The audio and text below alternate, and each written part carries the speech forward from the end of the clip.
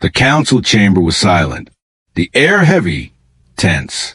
Then Mace Windu spoke the words no one expected. "You are granted the rank of Jedi Master." Anakin's heart raced.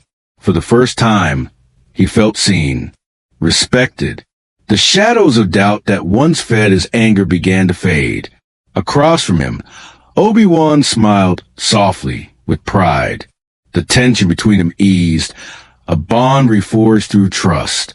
With his seat on the council, Anakin's influence grew quickly. He stood at the center of every strategy, his instincts sharper than ever. His visions of Padmé's death still haunted him. But now, he had a council willing to listen. He spoke of his fears, and for once, Yoda did not dismiss them. "Premonitions of pain, yes, but paths, many there are." Those words gave Anakin hope. Palpatine watched all this unfold, his plans beginning to unravel. His greatest weapon, Anakin's fear, was slipping away. No longer isolated, no longer mistrusted, the Chosen One had purpose. As battles raged across the stars, Master Skywalker led from the front. His troops adored him, his legend grew. Every victory pushed the Separatists further into retreat. Yet deep within Coruscant, Sidious began weaving a darker web. He turned to manipulation, planting seeds of mistrust in secret. This time not between Anakin and the Jedi, but among the Jedi themselves. And then came a whisper through the Force, something Anakin couldn't ignore.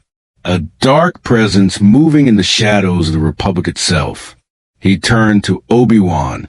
"Something's wrong. The war is not what it seems." The storm had not passed. It had only changed course. The Jedi Council's decision had shocked the galaxy. Some called it wisdom, others desperation. Granting Anakin Skywalker the title of Master was not just an act of faith. It was a risk born from fear. The war had stretched the Order thin. The Republic trembled under pressure. They needed strength, and Anakin had it. At first, it worked. Missions once thought impossible were won under his command.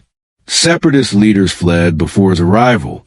The Jedi Order stood taller, its people inspired by their youngest master. Even the clone troopers whispered his name with pride. General Skywalker unstoppable. But behind closed doors, doubts remained. Yoda sensed disturbance in the Force. Mace Windu watched Anakin's closeness to Chancellor Palpatine with growing unease. The Council had given him trust, but not peace. Palpatine, sensing the shift, changed tactics. Instead of direct influence, he began planting subtle poison. He praised Anakin's victories. He reminded him of the Order's hesitation. "They need you," he would whisper, "but they still fear you." Anakin brushed off the words, but they lingered.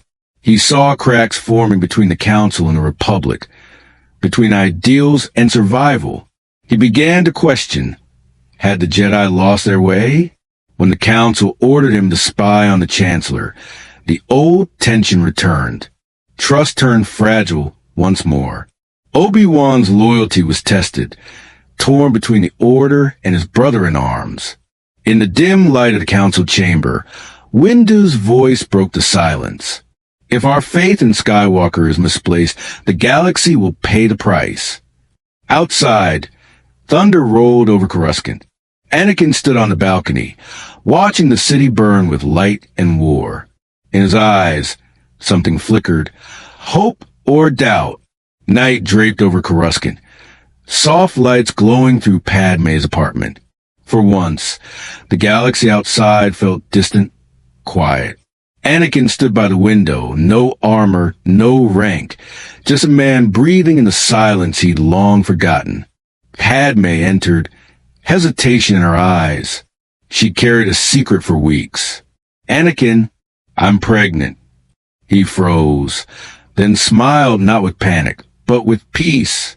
"This is wonderful, Padmé." His voice trembled with joy, not fear. The darkness that once twisted his visions was gone. He saw life, not loss. "We'll raise them. Together." when the war ends. Padmé's tears fell, both relief and worry. What if the council finds out? What if Anakin took her hand? No more lies. I'll tell Obi-Wan. I'll tell the council when the time is right. I won't hide from the life we built. For the first time, hope replaced secrecy. Nights once filled with nightmares turned to quiet moments of laughter, of planning a future beyond war. But beneath the peace, the galaxy trembled. Palpatine felt it. Their bond, their calm, it was destroying the fear he'd planted. He summoned Anakin soon after, his tone colder than before. You seem distracted, my boy. Love can be a dangerous weakness. Anakin's answer was steady. It's my strength. The words stung deeper than any lightsaber. Palpatine's mask of friendship cracked. If only for a moment. He realized the truth. The chosen one was slipping from his control. That night, Padmé watched Anakin leave for another council meeting, her hand resting over her heart. For the first time, she was afraid not of losing him, but of what might happen if he stood against the most powerful man in the Republic. The Clone Wars burned across the galaxy, fiercer than ever before. Victory after victory pushed the Separatists to their final strongholds. But at what cost? The Republic was winning, yet its light was dimming. In the war rooms of Coruscant, the Jedi Council debated strategy, their voices sharp and weary. Across from them, Chancellor Palpatine demanded more control, more power, under the guise of security. And standing between them was Anakin Skywalker. He listened to both sides. The order he loved spoke of balance and restraint. The Republic he fought for demanded strength and command. If we keep fighting this way, he warned, we'll destroy what we're trying to save. Mace Windu's answer was cold. We're peacekeepers, not soldiers. But the Chancellor forgets that. That night, Palpatine called for him again. The room was dark, the air heavy. The Jedi doubt you, Anakin. They always have. But his voice softened, I believe in you. Together, we can end this war. Anakin didn't answer. He could feel the lies now, coiled beneath every word. Yet a part of him still longed for unity, one republic, one peace. The force inside him twisted, torn between two loyalties. Back at the temple, Obi-Wan found him alone, staring at the city lights. You can't fight both sides, Anakin, he said quietly. Soon you'll have to choose. Anakin looked away. Maybe I already have. Outside, the war thundered on. Inside, a new storm began to rise, the one that would decide the fate of every living soul in the galaxy. It began with a whisper. Intel from the temple. Intercepted orders. Secret meetings traced to the Chancellor's office. For days, Anakin followed the threads until the truth could no longer hide. Darth Sidious was a myth. He was here. He was Palpatine. Anakin confronted him in the dim chamber of the Senate office, the skyline of Coruscant glowing behind them. You're the Sith Lord, he said quietly, his voice steady, but the force around him stormed. Palpatine smiled, calm as ever. You finally see it. Together we can... No! Anakin ignited his lightsaber. You've twisted the Republic, the Jedi, and me. It ends now. The room exploded in light and fury. Red clashed with blue, force lightning tearing through marble pillars. Sidious was powerful, but Anakin was balanced. The hate that once clouded his mind was gone. Every strike carried clarity, purpose. He wasn't fighting for power. He was fighting for truth. Meanwhile, the Jedi Council felt the disturbance through the Force. Mace Windu and Obi-Wan raced toward the Senate, unaware that Anakin had already set the trap. As the duel raged, Sidious tried one last card. Padmé. She will die without me, he screamed. Only my power can save her. Anakin hesitated, just for a breath. Then he shut down his blade. I don't need your power. I am her hope. He raised his hand, channeling the Force itself. Lightning reversed, slamming Sidious backward into his own throne. The room went silent. But before Anakin could strike the final blow, Sidious vanished into shadow, escaping through the chaos. Anakin stood alone, breathing hard, knowing one thing for certain. The war wasn't over. It had just become personal. The Senate burned with panic.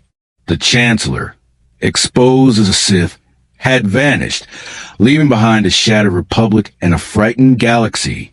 In the chaos, voices rose for power, for control, for revenge.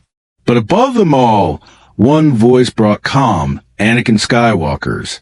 He stood before the Jedi Council, weary but resolute. The Sith's shadow has been lifted, he said. Now we rebuild, not as generals, not as politicians, but as Jedi. Mace Windu studied him in silence. The distrust that once lingered between them had faded. Even Yoda bowed his head in quiet respect. The Chosen One had not fallen to darkness. He had risen above it. With Anakin's leadership, the Jedi united the Senate and the clone army, not through force, but through truth. Palpatine's network of spies and manipulators was exposed, dismantled piece by piece. The people saw, at last, that the Jedi were not oppressors, but protectors. Padmé, carrying the twins, watched from her balcony as the city slowly healed. Anakin stood beside her, his mechanical hand gently resting over hers. Our children, he whispered, will be born into peace. But even peace had its scars. Across the galaxy, remnants of the Separatists regrouped. Whispers of Sidious's survival echoed in the outer rim. Anakin knew it wasn't over. Not yet. The Force pulsed with warning. He turned toward the horizon, the twin suns of Coruscant reflecting in his eyes. There will always be darkness, he said softly. But this time it won't rise unchecked. The Chosen One have fulfilled the prophecy, not by destroying the Jedi, but by saving them. The galaxy stood reborn. The empire that should have ruled never came to be.